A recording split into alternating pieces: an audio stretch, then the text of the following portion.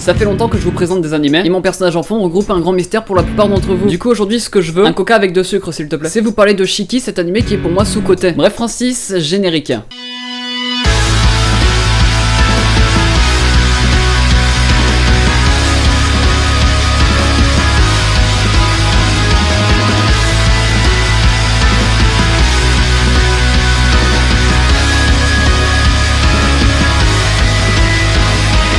Hey salut à tous ces gens, c'est Rush Manga. Vu que je sais que la plupart d'entre vous veulent savoir d'où vient mon personnage en fond, bah je me suis dit pourquoi pas vous parler en détail de cet animé qui est Shiki. Si t'as aimé la vidéo tu peux lâcher un petit like, ça me ferait super plaisir comme d'habitude. Et vu que c'est la dernière semaine de vacances, je me donne le défi de répondre à tous vos commentaires, donc si vous avez des questions, profitez-en. Et puis si jamais... Ouais non rien en fait. Non en fait j'ai oublié. Bon allez Shiki ça parle de quoi? Ça nous parle d'un village, et malheureusement les habitants commencent à mourir un par un. Ils pensaient au début que c'était des morts naturelles, mais pourtant Yuki, un lycéen plutôt ordinaire, qui portait des tongs avec des chaussettes, non ça c'est moi qui les rajoutais, va être le premier à enquêter sur ces morts, sans se douter qu'en fait au final, le danger ne vient pas des hommes ou de maladies, mais d'une attaque de vampires. C'est là où intervient le docteur Ozaki, docteur du village qui va aussi trouver les morts louches, du coup il va enquêter pour protéger tous les habitants. Mais lui j'y reviendrai plus tard parce que c'est un personnage plutôt intéressant. Voilà en gros c'est un résumé que je vous ai fait, mais partez pas tout de suite parce qu'il y a beaucoup de trucs derrière. Et en plus je fais gagner un ticket resto dans la vidéo.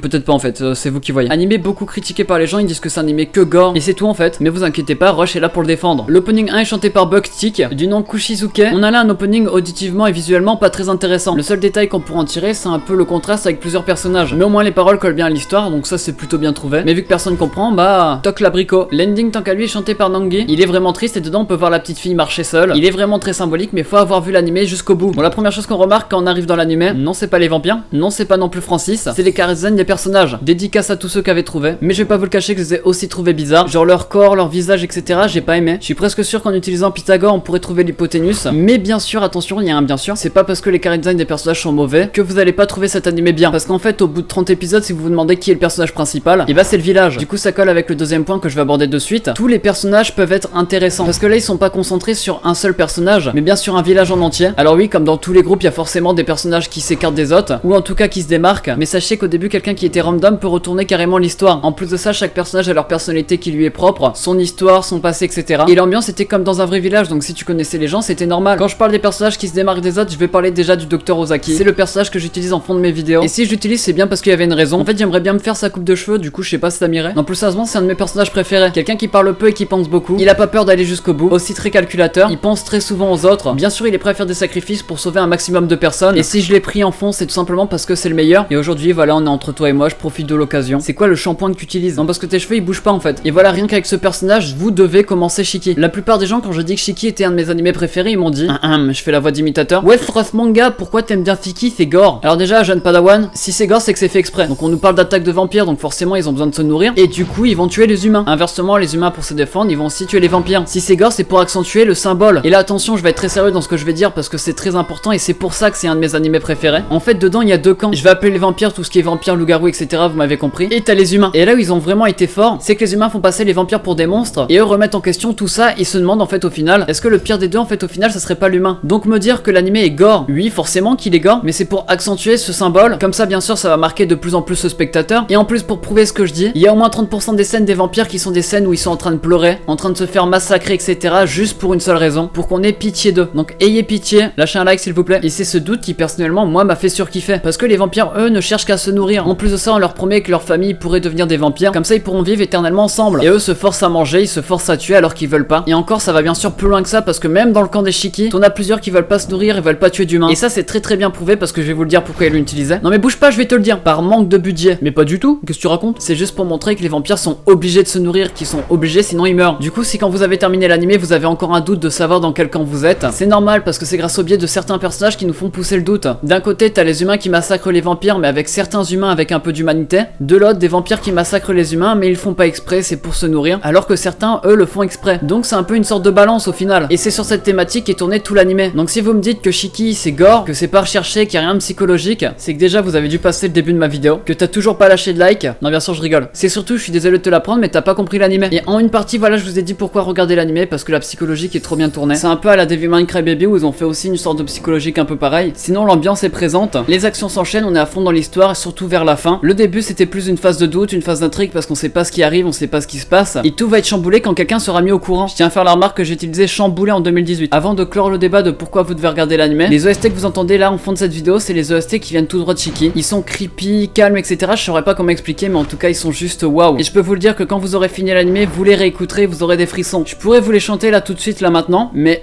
je sais pas ce que j'ai, je peux pas. C'est un animé de 23 épisodes qui me vient tout droit d'un roman. Un pote à moi m'a fait la remarque d'une incohérence dedans, en tout cas dans l'animé, à vérifier. Il est sorti en 2010 et touche pour genre fantasy, horreur épouvante, mystère psychologique seinen, et pour thème mort et vampire. J'espère au moins avoir donné mon avis dessus, de pourquoi j'aime cet animé, pourquoi il est différent d'un simple animé gore. Donc si vous l'avez toujours pas vu, regardez-le parce qu'il en vaut vraiment le détour. Bref, c'était Rush Manga. Si t'as aimé la vidéo, tu peux lâcher un petit like, ça me ferait super plaisir comme d'habitude. Si t'as des questions, dis-les moi en commentaire, j'y répondrai. Aujourd'hui moins de blagues que d'habitude, mais j'étais pas vraiment chaud, donc j'en suis vraiment désolé. Bref, on se retrouve mercredi prochain pour une toute nouvelle vidéo. C'était Rush Manga. Tiens, mais c'est vrai, on n'a pas vu Francis aujourd'hui.